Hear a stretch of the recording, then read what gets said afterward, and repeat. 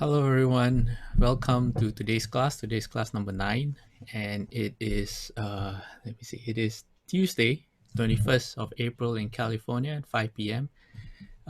So that would be Wednesday morning, 8 a.m. in Malaysia, Singapore, Taiwan.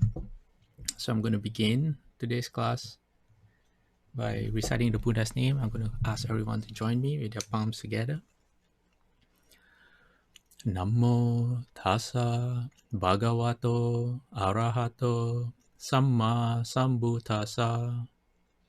Homage to the blessed, noble, and perfectly enlightened one.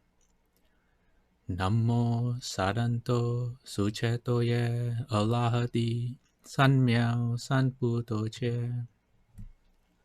Wu shang shen shen wei miao fa, bai qian wan jie nan cao yi. 我今见闻得受持，愿解如来真实义。Supreme and wondrous Dharma, subtle and profound, rarely is encountered even in the billion eons. But now we see and hear it and accept it reverently. May we truly understand the Buddha's actual meaning. And now we recite Medicine Master Buddha's name 7 times. Namo quelling disasters, lengthening life, Medicine Master Buddha. Namo quelling disasters, lengthening life, Medicine Master Buddha. Namo quelling disasters, lengthening life, Medicine Master Buddha. Namo quelling disasters, lengthening life, Medicine Master Buddha. Namo quelling disasters, lengthening life, Medicine Master Buddha. Namo quelling disasters, lengthening life, Medicine Master Buddha. Namo quelling disasters, lengthening life, Medicine Master Buddha. Hello, everyone. This is class number 8, and I thought we had some questions through the chat box that was unresolved. I didn't get to them the last class. So let me just bring up the questions that I had. Let me see. Text with page with. Okay. So we had a question, which was, so to see our nature is to do meditation when we recite Buddha's name single-mindedly. Is there a possibility of seeing our nature or not? So these are 2 very different questions. Okay, let me separate them so people don't get confused. One is about seeing your nature, okay, which was what Bodhidharma was speaking about in the last class, or rather we were reading about what Bodhidharma had said. That's applicable, but don't confuse that with pure line practice. So these are 2 different questions. So here, I just got this from JinHe has a daily email that he sends out that consists of maybe 4 lines of translation that he has a team working on. So this came in my email just before the class began this afternoon. Shifu said, if one wishes to become enlightened, one must sit in chant meditation.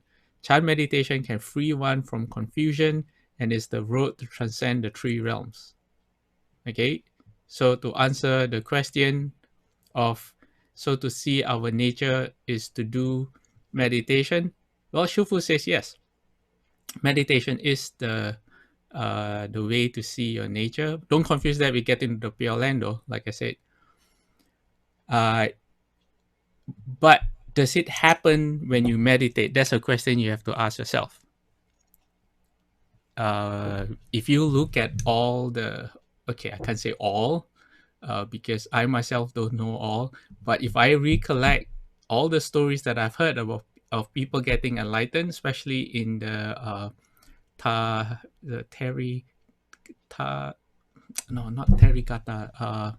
both the Tathagata as well as the can someone help me out? Let me see. I'm looking on Google right now. Tathagata is a collection of verses by the elder nuns during the Buddha's time, the nuns that got enlightened, who became arhats. they all is almost like like customary. When you get enlightened, you write a poem. So the Tathagata is a collection of poems by enlightened nuns. Okay, and then the nuns is called the Tathagata. Yes, okay, Tathagata. That's the word I'm looking for. Let me type it out. Tathagata. Put it on screen. Put it here. Tathagata and let me add it. Tathagata. Okay, there you go. Tathagata. And a lot of them describe what happens when the moment they awaken. It doesn't happen when they sit. It usually happens after they sit or in between the sit. For example, like Yin Lao Sang, Elder Master Yin, who got enlightened when the teacup broke.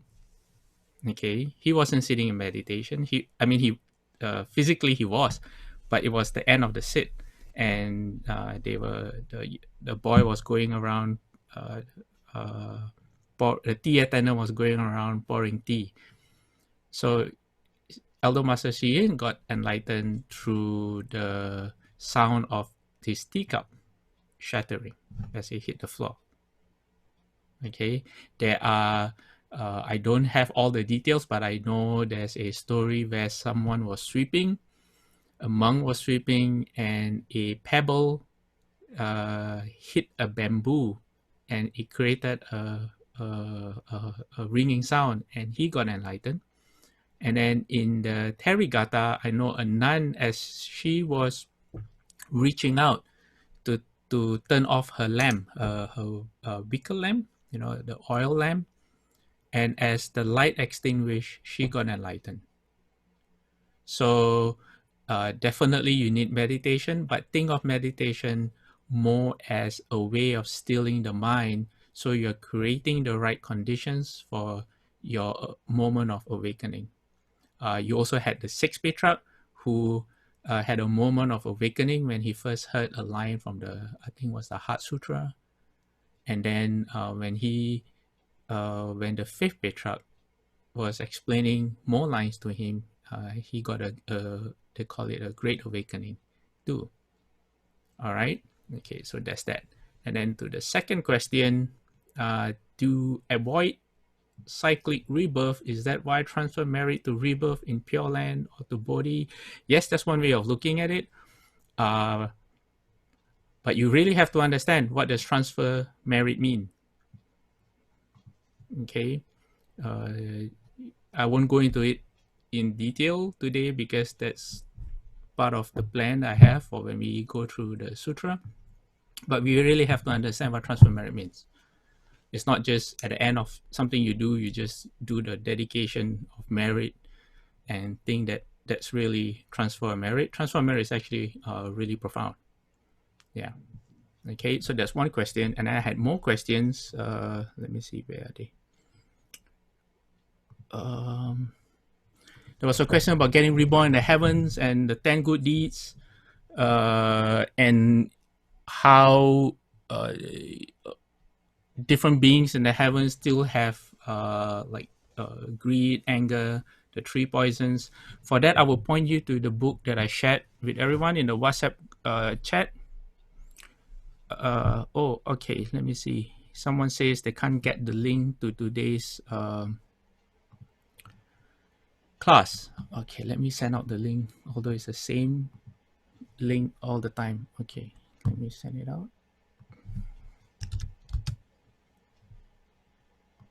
Okay, done. For that, I will point you to regarding heavenly birth. First, to be able to ask a question like that, I think there's some assumptions that the heaven, the assumption is that the heaven is, this person has certain assumptions about what the heavens are like. So to be able to understand, to get the answer to your question, first you have to understand what the heavens are actually like. So I'm going to point you to the book that I shared in WhatsApp called The Buddhist Cosmos. And I think chapter 3, part 5 has all that you need to know about the different beings that exist in the heavenly realms. So once you read that, you will get a better understanding. All right. And then there was a second question. Let me see. Bodhidharma said, unless you see your nature, you will not be liberated, become a Buddha. How does one see one's nature? Oh, okay, that was already answered in this question. So to see our nature is to do meditation. Okay. Also had another question, which is, when are we going to get to the sutra? Okay, I know.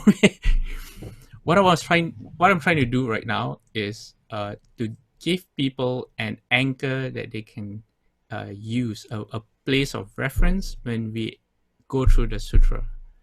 What do I mean?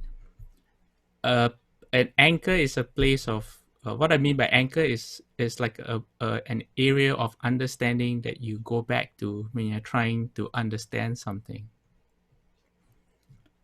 So the best way to do that with a text like this is through practice, is by actually sitting down and doing the practice itself.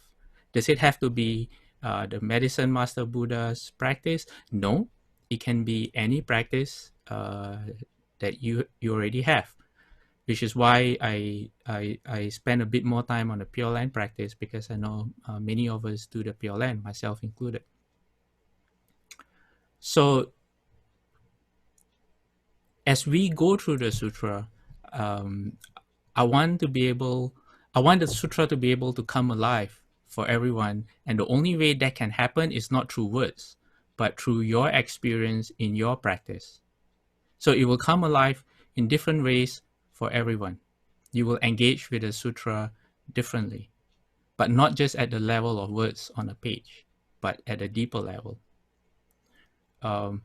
What do I mean by not just at the level of the at the level of just words? Well, in this, with what's going on in the world right now, people are starting to figure out that there's a lot of things we can't really control. And you can see there in the US, there are actually people protesting. They want life to quickly get back to the way it was. They can't handle what's going on right now, because I guess they find comfort. Also, there's financial considerations. It is a very complicated matter to discuss or to judge, because it affects people at a very strong emotional level. But in our case, what can we do if we realize that there are a lot of things in life that are beyond our control, or our control? Basically, that was one of the reasons why I became a monk, because I realized there was very, very little things in my own life, including my own thoughts and my happiness, that was under my direct control. You can say that your thoughts, kind of like, what do you do in your next thought? But the only way you can do that is through practice. So whenever things get a bit anxious, when your mind gets a bit affected by what's going on, there's very, very little that you can do to escape from that. But one really, really good solution is practice. According to Shufu says that the mind can only really hold one thought at one time. If you really understand, if you really look at the way your mind works, you can only hold one thought. So practice, a lot of practice, like being mindful of the Buddha, or reciting the Buddha's name, or reciting a mantra, is about substituting our habitual thoughts with practice, with a different thought. So if we practice, and the word practice suggests that the more we do it, the better we come. then the stronger we become in being able to control how our environment and our own mind relates back to us. I hope that makes sense. So one way to do that is to really look at our relationship with the sutras. Ramahongso in his last Avatamsaka Sutra lecture talks about it. He talks about this a lot because we have a how we relate to the sutras. Okay, I'm going to type this down.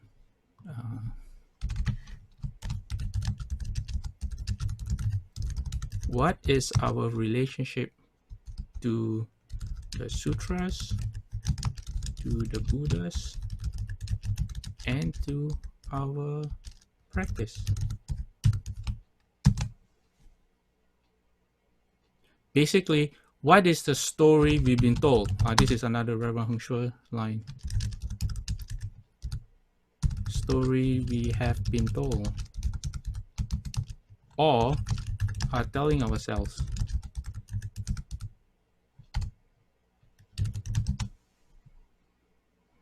Why is this important? Because it affects your practice.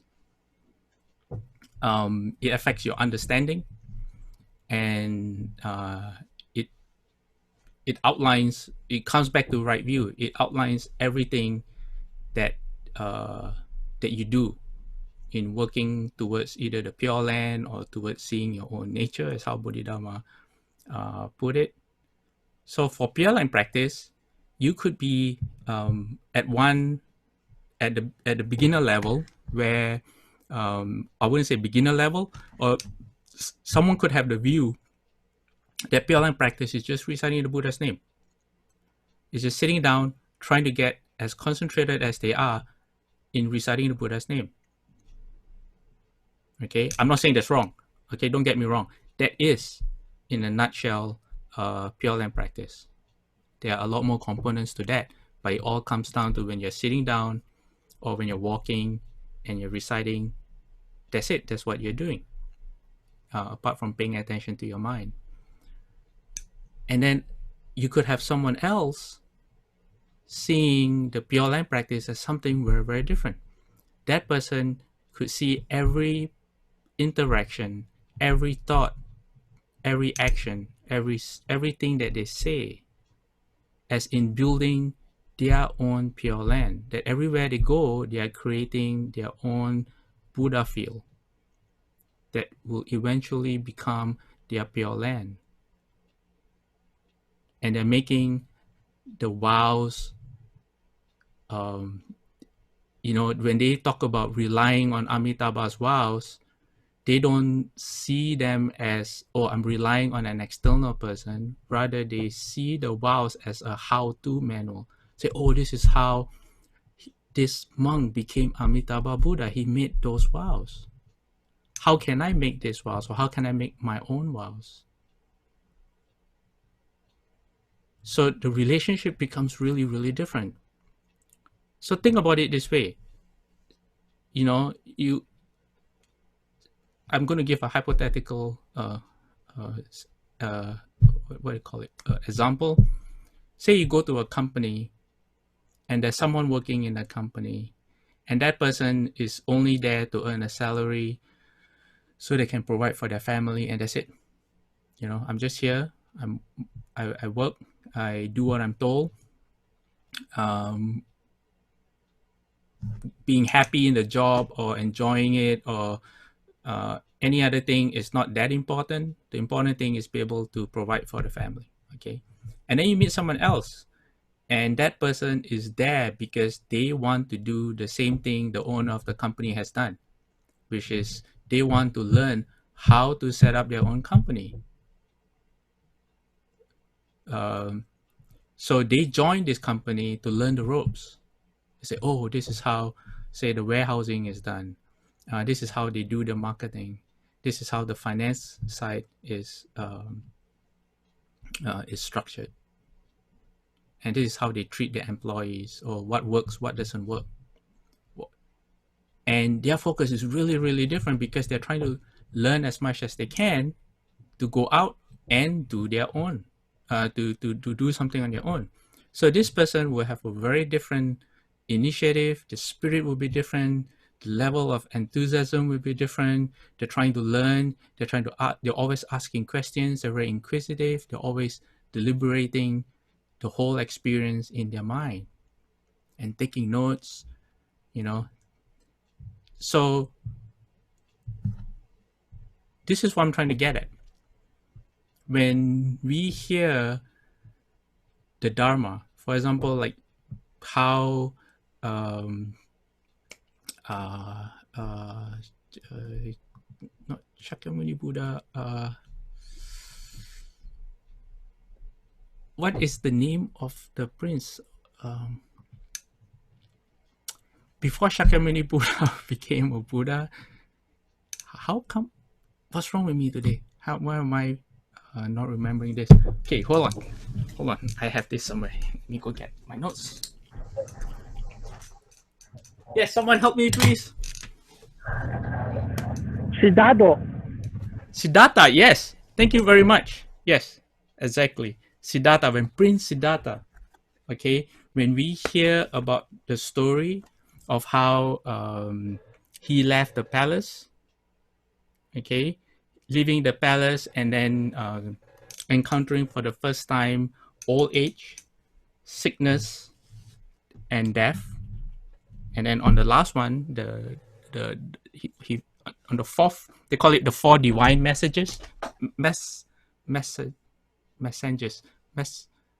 messengers. Yeah, the four divine messengers. And in the last one, he found a mendicant. A mendicant is a monk, someone that goes on alms rounds. And the mendicant gave him the idea that you can overcome old age, sickness, and death. So when I remember my experience, when I hear about Prince Siddhartha's story, and I was like, okay, yep. So, he first time he leaves the palace, he sees someone who's old, and he's never encountered anything that has decay before, and it gives him a lot to think about. That so much so at night he couldn't sleep, and then the next day he encountered someone who was sick, and then the next day he encountered someone who was dead, a dead body. But to me, that's all. I mean, that's it. That's as much as it sinks in me.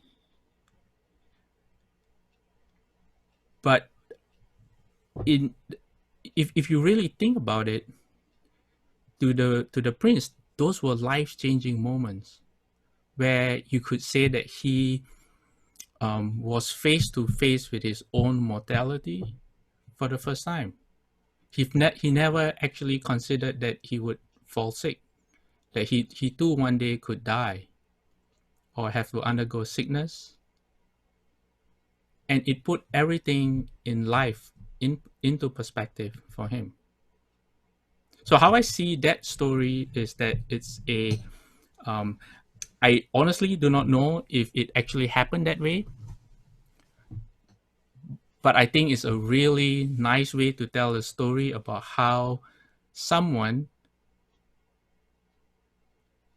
for the first time in their lives, face those issues head on without trying to escape or bury down those thoughts.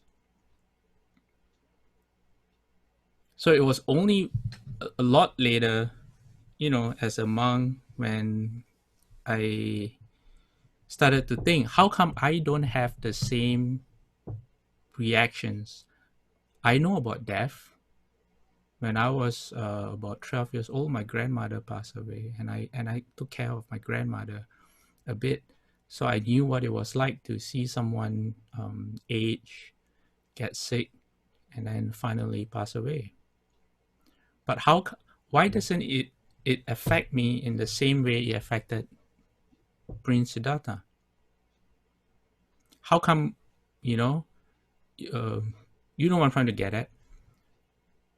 So what I'm trying to say is, when we engage with the sutras, how do we see them?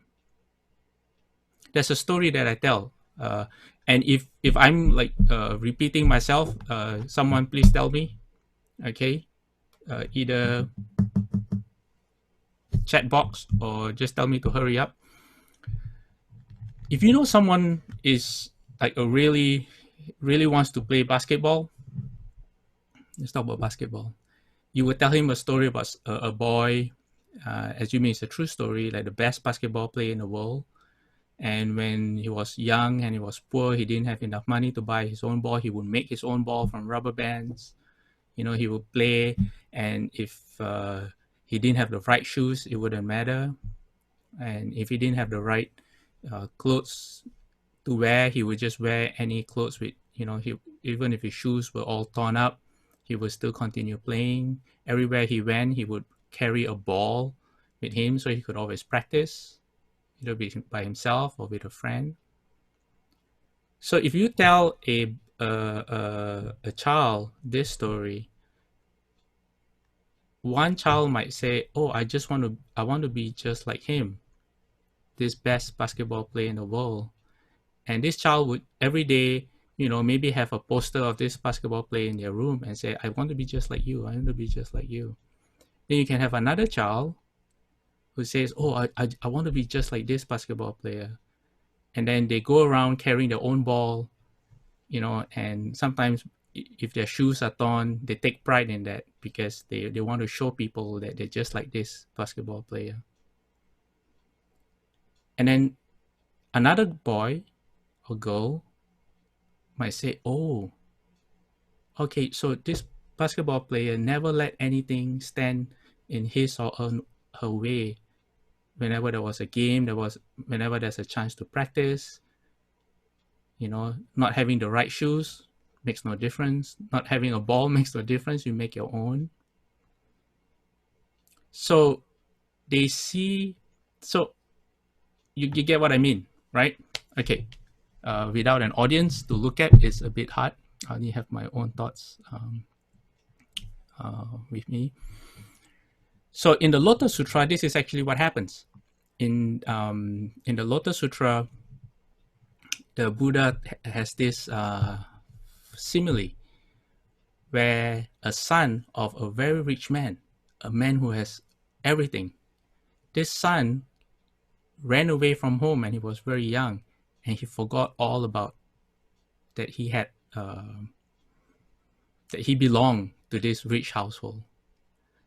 So what this father had to do was he told his workers to disguise themselves as very lowly looking laborers and to offer his son the job. In fact, when they first approached his son, the son ran away because the son was afraid.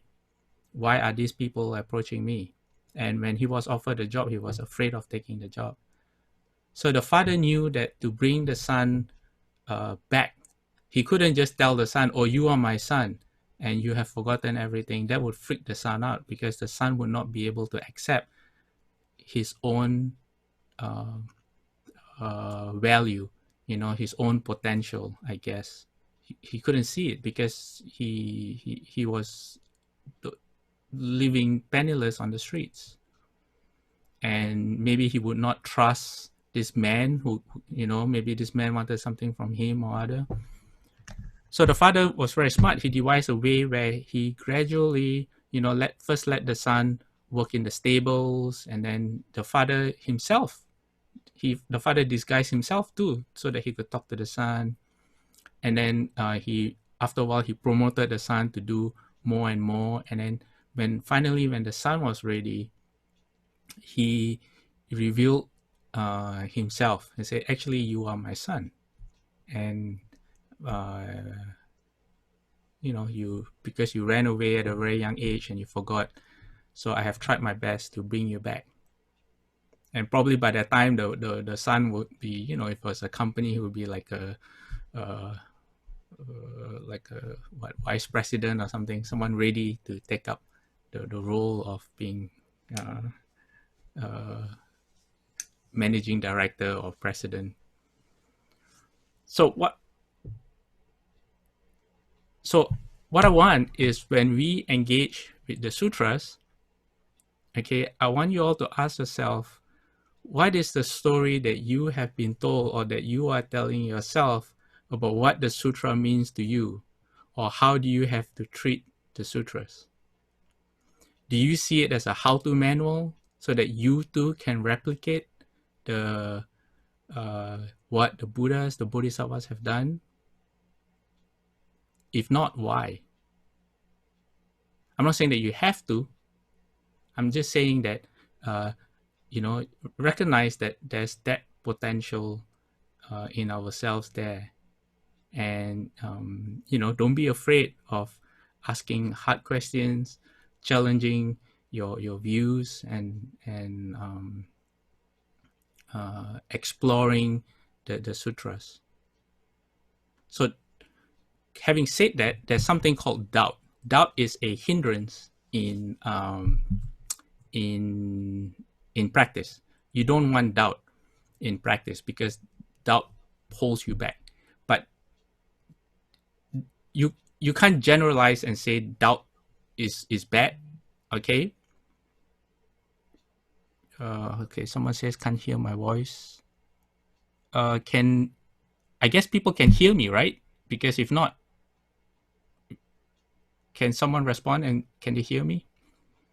Yes, Master, I Okay. can hear you. Okay. All right. So only this particular person. You know what? I just lost my train of thought. Can someone play back? Tell me what I just said. Sorry, I was looking at. Oh, doubt. Yes. Thank you, Julie. So doubt doesn't mean all doubt is bad.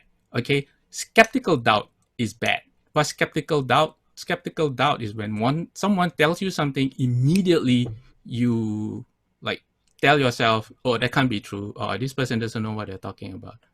Immediately you dismiss, you close down your opportunity to learn.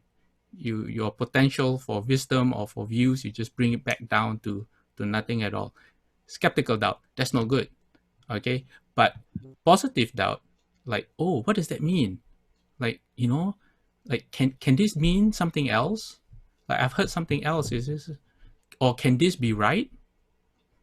And you have an urge to find out more, but in yourself it's wholesome. Your questioning is a good questioning because it leads to a deeper wisdom. That's good. So don't say all doubt is bad. Okay. Skeptical doubt that limits your own learning, that's bad. Okay. Positive doubt that such a thing is good. All right. Okay. So we have talked about Pure Land practice, but we haven't looked at. We look at what Bodhidharma has to say. We look at what Six Petrak has to say. Okay, and I know some of you prefer Six Petrak. There's one or two, very few people like what Bodhidharma has to say. Essentially, they're saying the same thing. Okay, but yes, I can see from the comments. But we haven't heard what Shufu has to say. So what I'm going to do, I'm going to put it on screen right now. Okay, paste. Okay, sorry for the scrolling. Bear with me. Okay, so this is what Shufu has to say.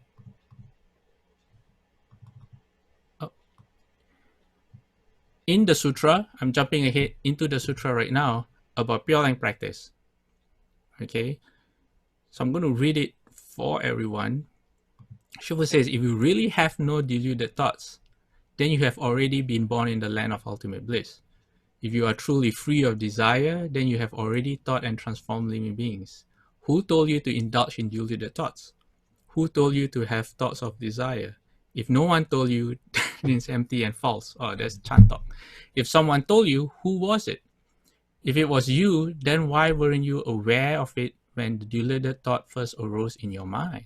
Okay, let me highlight this and then let me scroll down. Okay, you're not having any deluded thoughts is already the Pure Land. See how convenient, how immediate it is.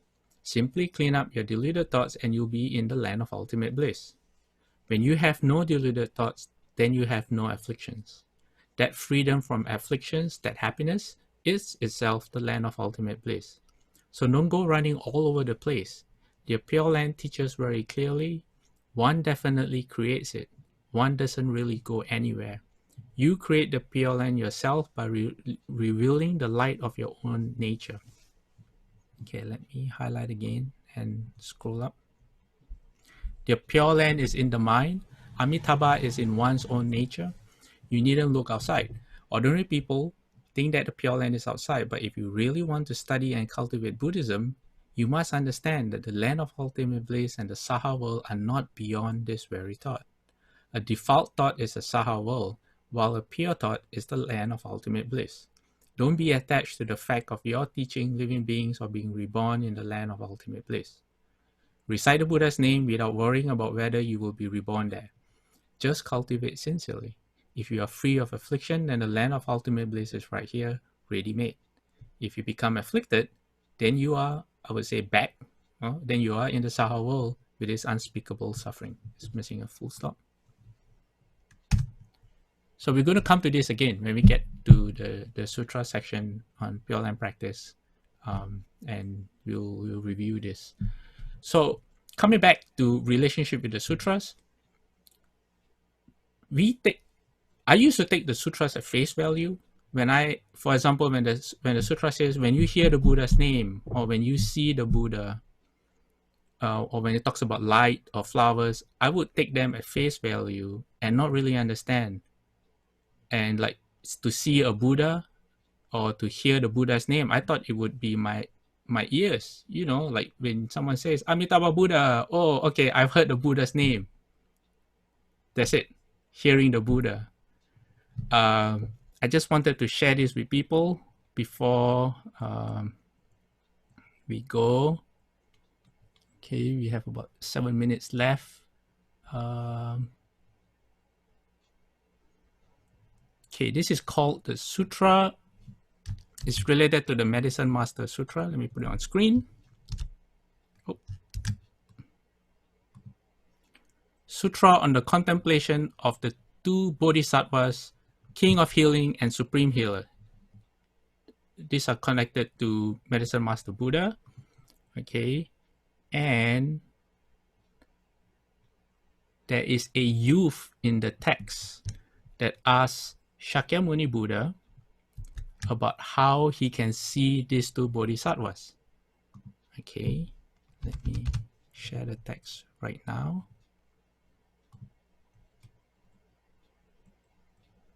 Okay. The youth's name is JinHe. Okay, and JinHe is someone who has appeared in quite a few sutras, like the Vimalakirti Sutra, the Lotus Sutra, the Prajnaparamita Sutra, where he asks questions. So in this sutra of the contemplation of the two Bodhisattvas, King of Healing and Supreme Healer, he asked the Buddha about how he may hear the names of these two Bodhisattvas. So what is the Buddha's answer? Okay, the Buddha explained that a devotee may hear the names of the two Bodhisattvas if 5 prerequisites are met. Okay, he's not talking about just hearing a name. It's not that simple. Sutras are really profound. Okay, they're really deep. So when they say here, okay, let me put here, bold, I'll do it all. Bold, italic, underline, and different color just to emphasize. Here is not just, when we read the sutras, we just gloss over the word here and don't dwell deep. But the Buddha says to hear the names of these two Bodhisattvas, number 1, the person must have unceasing compassion and uncompromising deportment. Okay. Number 2, practice filial piety. Okay, filial piety is not really a great word. Filiality. Oh, no, that's not a word. Okay, even the dog is barking at me. Okay, no, don't get angry. Okay. Be filial. Okay, how about be filial? Okay. Okay. Be filial and do the 10 wholesome deeds. Okay. Number 3, peace and quiescence of body and mind, with thoughts bound to that which is free from disorder. So everything is very orderly, no chaotic thoughts. Okay. Number 4, listen to the Vaidurya Sutras. What are Vaidurya Sutras? I'll come to that in a moment. Without harboring doubts or suspicions, neither drowning in emotions like getting afraid or getting upset because it doesn't fit in their views of what the practice should be or the teaching should be, nor backsliding. Okay. And number 5, should believe in the eternity of the Buddha, his mind unceasingly flowing like a running stream towards ultimate truth. So according to the Buddha, this is how you hear the Bodhisattva's names, or in this instance, these 2 particular Bodhisattvas. So here, HEAR is not as simple as, just hearing the name being pronounced. It means understanding. It means being able to comprehend the level of these bodhisattvas. So he gives this 5, 1, 2, 3, 4, 5 prerequisites, like conditions, like the basics. You need these 5 before you can really understand what these 2 bodhisattvas are, the significance of these 2 bodhisattvas. Okay, Vaidurya Sutras. Okay, what are they? Okay, they are a collection of texts. For example, the Lotus Sutra, the Prajna Paramita text that talks about emptiness or non-duality. You have the Flower Adornment Sutra that Ramahumsho lectures on every Saturday, the Avatamsaka Sutra. You have all the teachings on the Buddha nature, like I think the Samdi Mochana Sutra, for example, that talks about the Buddha field. And then you have the Lankavatara Sutra, which is one of my favorites, that and the Vimalakirti Sutra. Those are considered the Vaipulya Sutras. Okay, so I hope today people start thinking about their relationship with the sutras. When the sutras say you rely on Amitabha's vows, what does that mean? Do you rely on Amitabha, Buddha, and his vows?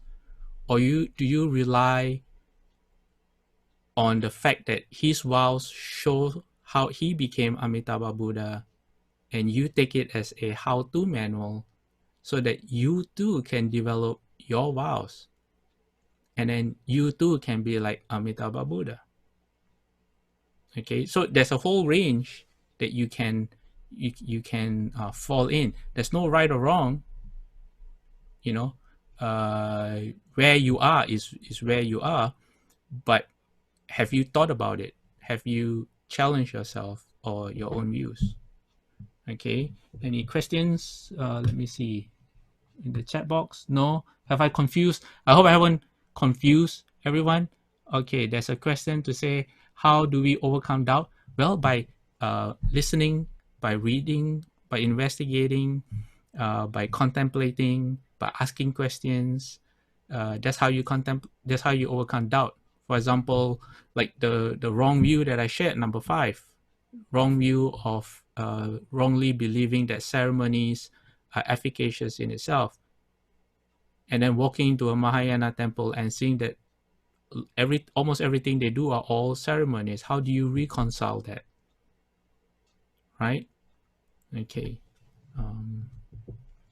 Any more questions? No? Okay, if you have questions, please send them to the WhatsApp group. And then to the next class, we will go to the Sutra. You will finally get a chance to read the sutras. Okay? All right, I think it's time to do the dedication. Okay, one question that I want people to think about is dedication of merit. Okay, I know that we normally do dedication of merit towards the end. Okay, but I just have a quick thing for you to think about. Say I go to the shop and I come back with 2 bottles of like Coca-Cola, 2 bottles of Coke. and then I find out that, oh, it's your birthday. I say, oh, hey, here, have a bottle of Coke. All right. Compared to, I know it's your birthday, and I know that your favorite drink is Coca-Cola or whatever it is, and I purposely go out or out of my way so that I can find a bottle of Coke, and then I bring it back as a gift, as your birthday gift.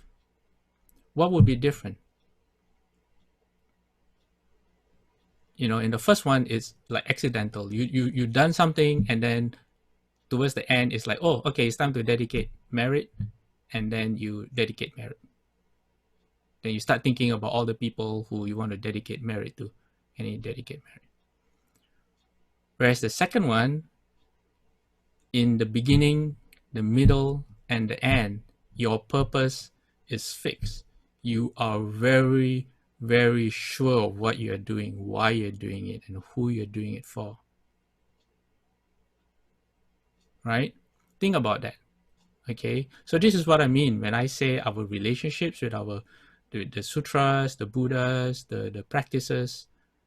How much do we understand what it is actually that we are doing? Are we just going through a form, the motions? And I hope this will be very useful for all of you as we go through the sutras, because then it can result in a really rich engagement of the sutras. Okay, all right. So time to dedicate merit. Have you been? Okay, dedicate merit. May every living being, our minds as one and radiant with light, share the fruits of peace with hearts of goodness, luminous and bright.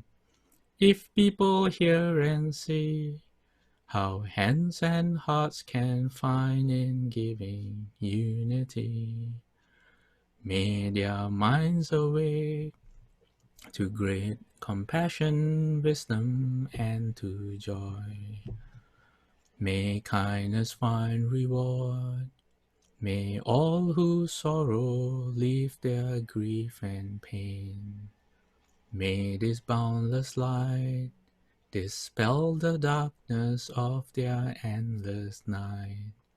Because our hearts are one, this world of pain turns into paradise. May all become compassionate and wise. May all become compassionate and wise. Everyone, thank you for joining us today.